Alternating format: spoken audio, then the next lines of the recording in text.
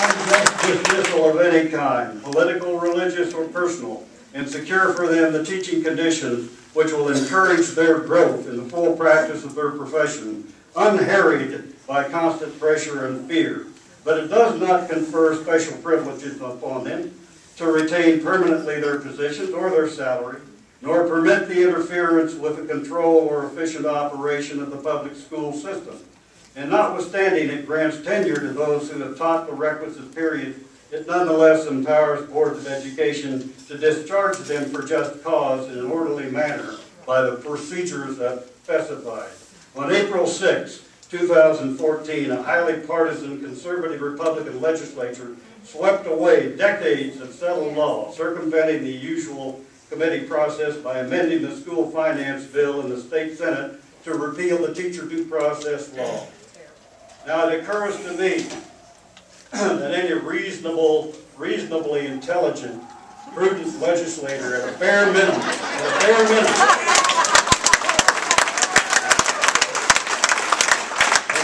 minimum, would be duty-bound to discuss the wisdom of this amendment with someone who speaks authoritatively concerning the teacher due process law. For example, the superintendent of schools. However, lamentably, neither Mr. Howell nor Mr. DeGraff nor Mr. Masterson, all of whom are alleged to represent the district in which USD 260 is located, took the time to call the superintendent to discuss the wisdom of their action.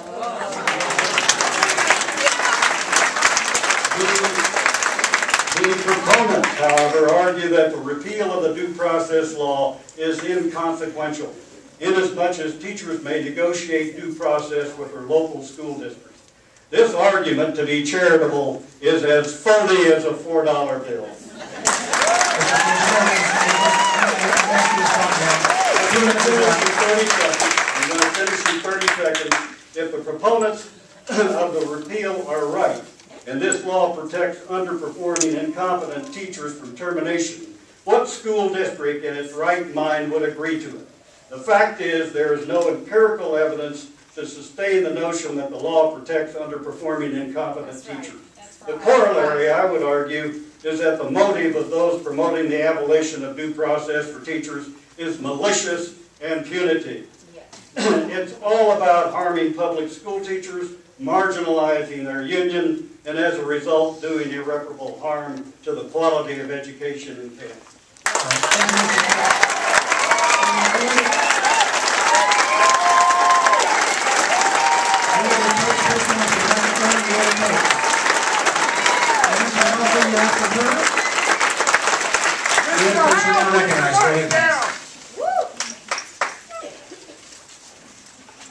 Hello, my name is Legislators. My representative is Mr. Peck. I live in Howard, but the reason for my being here will soon be obvious. I was represented by Lee Kinch in a case that went to the Kansas Supreme Court in 1983. It was decided in 1983. I have spent 41 years teaching in Kansas. I have loved my career, every minute of it. But sometimes careers get interrupted by for bizarre reasons. I was in my 5th year in Wellington High School in 1980. I was known as a fair teacher with high expectations for my students. I expected my students to do their work, do their best, and behave. I occasionally rocked the boat when I would turn in my list for athletic eligibility. One time, I turned in my list, and the star football player could not play in a crucial game. They came to me and asked me to change the grade. I said no, I could not do that.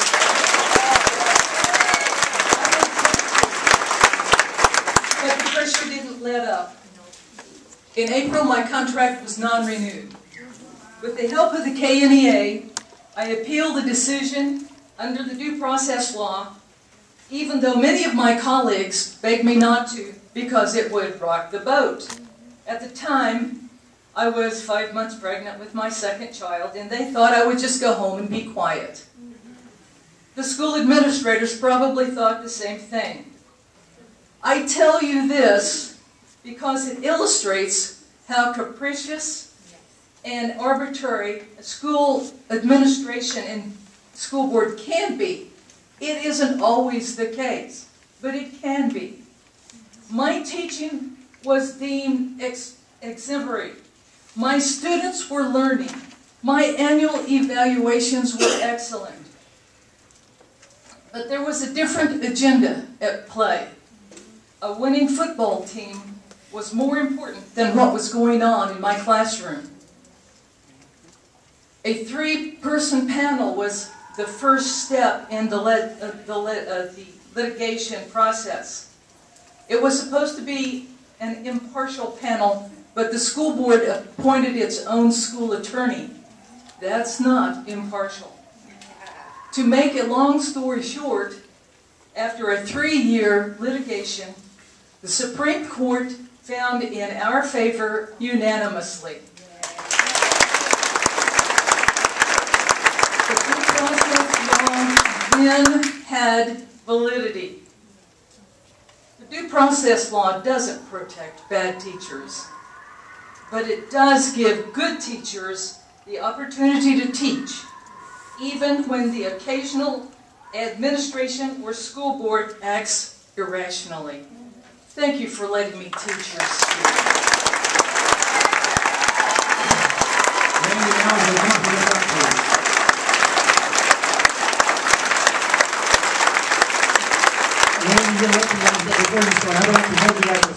You need this one on time. So when the stop sign goes up, please do stop at the 3-minute mark, and if not, I will probably have to ask you to stop speaking. So 3 minutes per person, that's the rules. And so, Randy Mousley, you're now recognized. Thank you very much. Good evening. My name is Randy Mousley, and I am the president of United Teachers of Wichita, affiliated with AFT Kansas and KNDA, so there's a lot of our people in the room.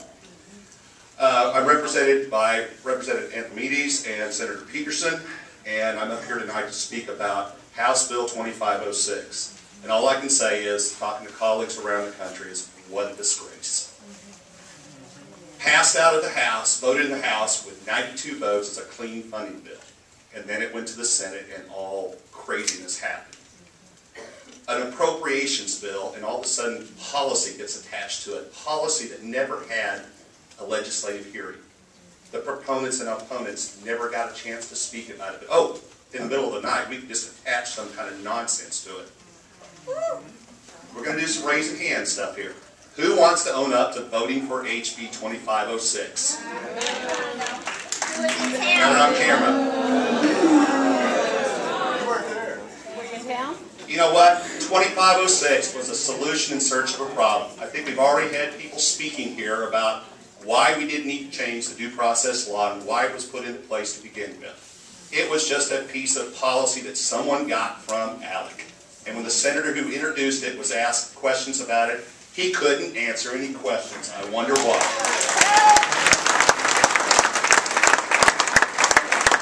Now, let's think about what are the unintended consequences of this piece of legislation. Well, first off, it silences the #1 advocate for all students in the state of Kansas, and that's that classroom teacher. And that's unacceptable. True, school districts can negotiate that, and I think it was made very clear that they may not want to do that because of some of the issues that come up. So you know what that ends up being? For people who say, oh, we need to save tax dollars from litigation, guess what this is going to do? Endless litigation. Endless litigation. There is no impartial hearing panel now. It all goes straight to district court, and your tax dollars are going to be wasted on endless litigation. It's not necessarily going to be KNDA represented. Anybody can go out and hire any lawyer they want to represent them, and there's money to be made in litigation. Shame on this travesty of democracy. But we're not done. As you've noticed, if you've been following the news, the governor's been going around the state. Everywhere he goes, he seems to have a little party waiting for him that he tries to duck out. We're not done talking yet. Put on your calendars May 17th. You may know that that is the 60th anniversary of Brown versus Topeka Board of Education. Guess what? We've got a little rally planned in Topeka, starting at Brown v. Board and at the Capitol. There are going to be a lot of blue shirts, there are going to be a lot of red shirts. And we're going to raise our hand and reclaim the promise of quality public schools in Kansas. We are not going to be silenced. Thank you.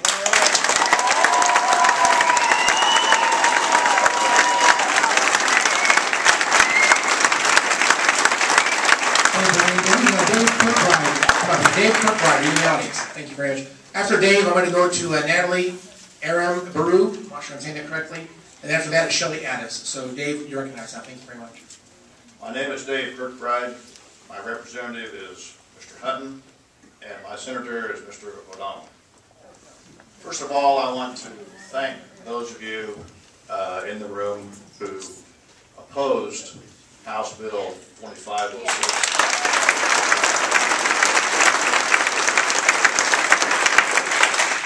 I want to thank Senator Faust-Godot, Representative Finney, Representative Pat Sloop, Representative Carolyn Bridges, Representative Whipple, and Representative Anthemitas, and Representative Ward. Thank you very much.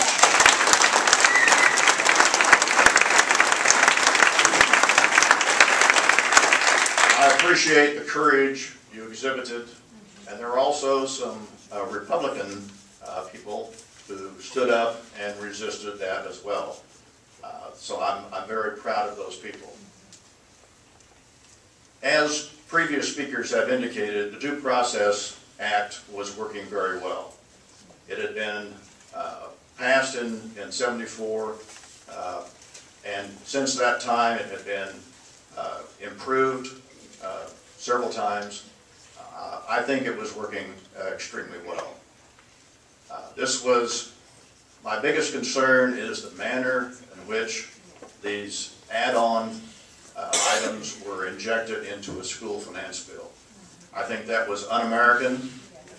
I think it was a clandestine move to run a right-wing agenda and to silence teachers.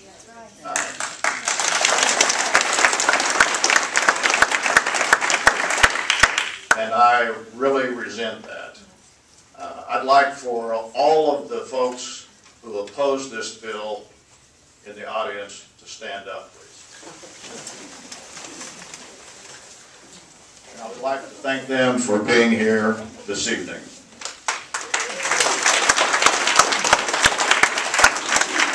Thank you, David Kirkbride. I am to recognize Natalie Aram-Baru. And Shelley Addis is after that. Thank you. My name is Natalie Aram-Baru, and I am a teacher for 17 years. My representative is Brandon Whipple, and my senator is Mike Peterson. And I do want to talk about education, but I only have 4 points on here that I want to make. First of all, I was sad to find out that I was no longer, because I teach K through 12, considered a teacher. You eliminated that position when you changed that bill. I'm not really sure how that works out in your vocabulary, but I'm a teacher. Alternative licensing. You have where people, if they have a master's degree in a certain subject, are allowed to teach without taking teaching courses. I don't know if you've ever been to college, but I'm going to assume that most of you have. If you've ever sat in a class in college with someone teaching you math that has a master's, PhD in math, and they're trying to teach you math, you don't understand anything that they're teaching you. They have a great education. They do not have a teaching education. You cannot get up and teach something and not know how to teach, especially when we're talking about younger kids. That's not fair to our kids. We all had to go through a program and learn how to teach. 2 years to do that once we got past our required curriculum. And you're trying to tell me now that that's not important? I wasted that time learning that? Really, people, you need to wake up and you need to start representing what you want for your kids. If you want to send your kids into a room and someone's going to be talking, I tell my kids it's Chinese. If a teacher's talking in front of you and you don't understand a word, that's Chinese. Might as well be. And that's what you just allowed to have happen. The second thing, as a special education teacher, I really need due process. because I stand up for kids that other people don't stand up for. My first 7 years of teaching straight out of college was working with kids that are emotionally disturbed. Those kids are the ones that get expelled, kicked out of school, and all the things happen. And if we don't stand up for them, that continues to happen. And today, in my school, that continues to happen. If I don't stand up for them and their parents aren't able to, we're giving them the bad education because they're not getting what they need. The next thing I want to say is, I listened through the computer when you all were working on this bill. I was at home in my living room listening. I was completely appalled as an American citizen when someone called the question and you voted. People hadn't even been allowed to speak. And I don't care if one person spoke 1 time or 3 times. They still had things to say. And because you wanted to wrap up the evening and get home because it was so late, someone called a question and that was it. You could have carried on to the next day. You made a bad decision. You represent us. Thank you. Jay, guys, come on up to the front. After Shirley Tim, Brian, and then Donald Calloway. I would like it if the next speaker would come up and stand behind the speaker at the podium, it'd be great so we can keep this moving as quickly as possible. So, Shirley Annis, you're now recognized behind you, Tim Brian. Good evening. I do want to thank all of our supporters of public education who are here tonight. I certainly do not want to overlook the support that we have who stood with us in Topeka a few weeks ago as we waited to see if sense could be made from HB 2506. I do live in Derby. I am in fact a lifelong Kansan and a lifelong citizen of this community. I am a product of public schools. My 3 children are products of public schools. And my 2 grandchildren, and hopefully more, will also attend public schools.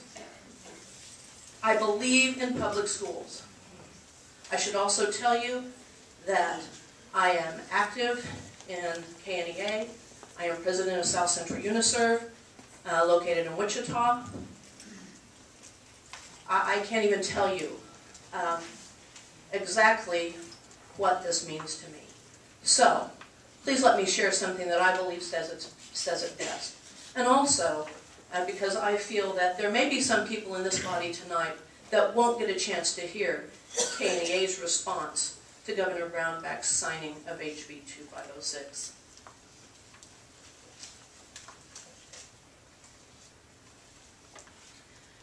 With the governor's signing of HB 2506 into law, districts, teachers, and students lose while Brownback's special interest agenda advances. KNEA was hopeful that Governor Brownback would listen to the voices of education professionals and public school advocates from throughout the state.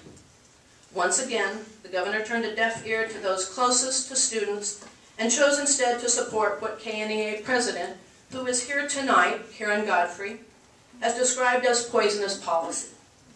The governor and those legislators who exercised a complete lack of public transparency in ramming harmful policy into a school finance bill face the following realities. Although the governor will continue to tout this legislation as an increase in funding, several factors included in the financing formula mean that it will actually be a loss for most districts and a gain for only about a dozen districts. Stripping teachers of due process rights harms public school teachers professionally, but harms students more. At-risk students who need critical services to be successful will see reductions in services under this law. Classrooms are now open to those without background in training and methods and strategies critical for achievement to act as teachers. There is a $10 million corporate tax giveaway, money that could have been used to maintain at-risk funding instead of cutting it. The hypocrisy in the creation and signing of this attack on public schools of Kansas and public school teachers is unprecedented. Governor Brownback's Senate allies passed a government transparency bill on a vote of 40-0 just days before they used floor amendments under the cover of darkness to attach anti-public schools and anti-teacher policy provisions to a finance bill. None of these amendments had a hearing in both chambers, and none of them have ever passed even one chamber in the legislature. I will follow the rules. I am a public school teacher. I will stop. But please, raise your hand if you stand for public education.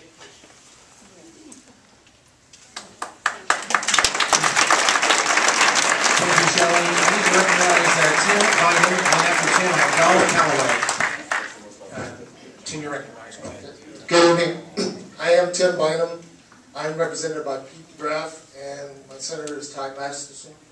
I'm going to talk a little bit about school funding. I'm part of a group that's called Derby Page. I'm also a youth sponsor for several community activities, church activities. But tonight I'm talking as a parent of 3 kids that attend school here in the Derby district.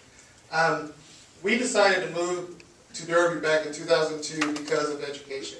Because we felt that our kids would get a solid education by living in this community. But since living here, here's some issues that I'm aware of. Since 2009, the Derby School District has actively reduced its annual operating school budget by several $1 million due to the reduction in state-funded aid. While we live in a technology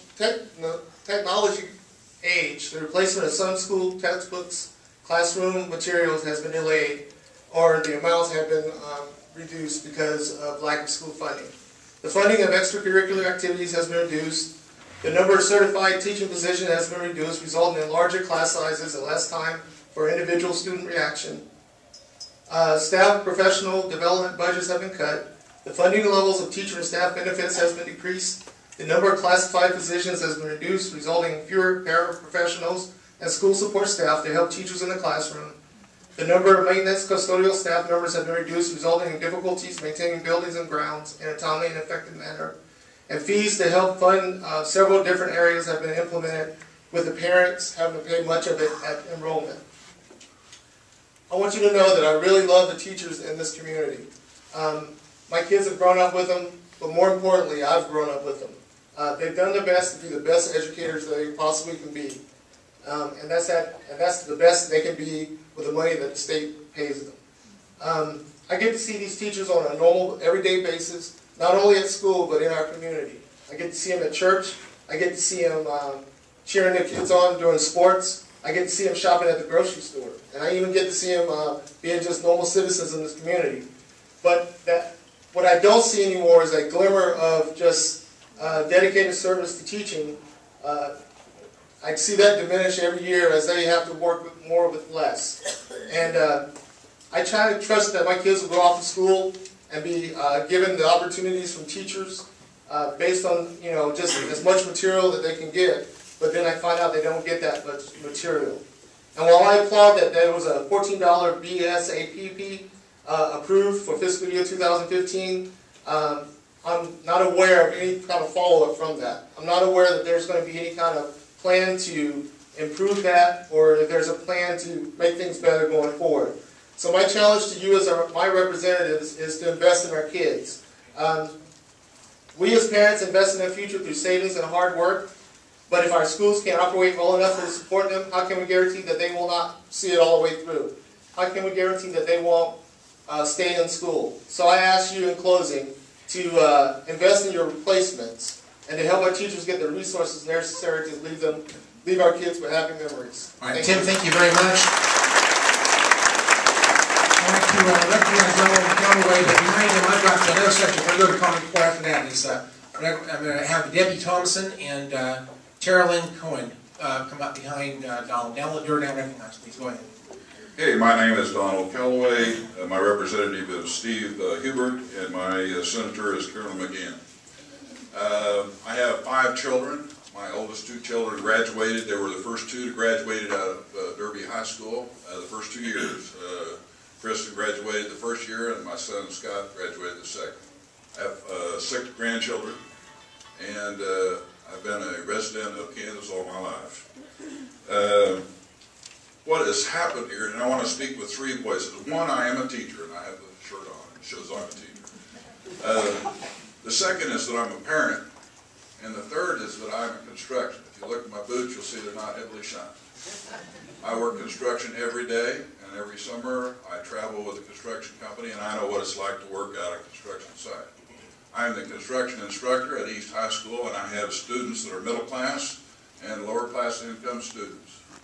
And I'm telling you right now, after some of the things that I see happening, it's not so much necessarily what you've done.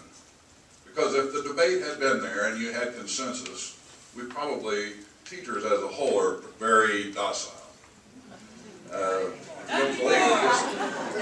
wouldn't believe it by the meeting, but they are. What you've done, though, is that you've activated the teacher component. Now, on the construction side, you're constantly cutting away at the educational process, so the product that I'm turning out is getting less.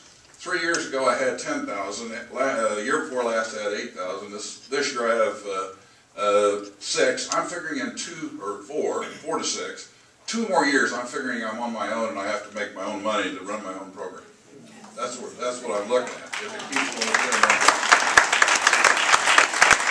now, the companies that I work with are constantly telling me they need new people. WEBA and all of the Associated General Contracts and all that, they're telling me they need it. You don't get good people by lowering the requirements to teach construction at the high school level. I'm telling you right now. If you can't lower the standard, and I asked my colleagues, would you like to teach high school students? Their eyes roll back in their head, and when they recover, they say, no way. It takes a special person to be able to teach high school. But here's what's really happening. I watch documentaries all the time, and it's not a true comparison in that it's not quite the same, but what has happened in the legislature is the teachers' Pearl Harbor. You think about it. You snuck up on us, and you attacked us, and you sunk all our ships. And everybody knows how that came out. You have activated everyone.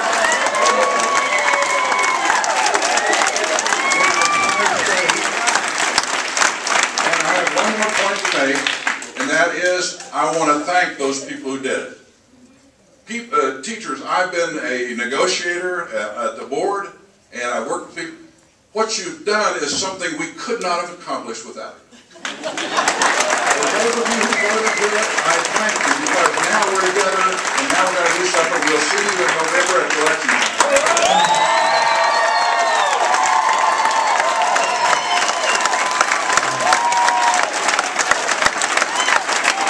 Thank you, Donald, for your commentary.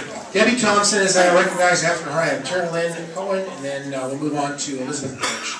So, Debbie, you're not recognized. Thank you very much. My name is Debbie Thompson. My representative is Jim Howe, and my senator is Mike Peterson.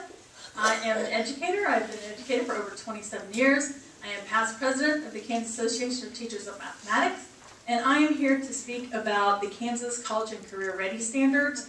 I've heard that there is an organization or two that are trying to do to the Common Core State Standards what has been done with due process, and kind of sneak it in another bill undercover late. I would like to encourage you to please think about this, not let this happen.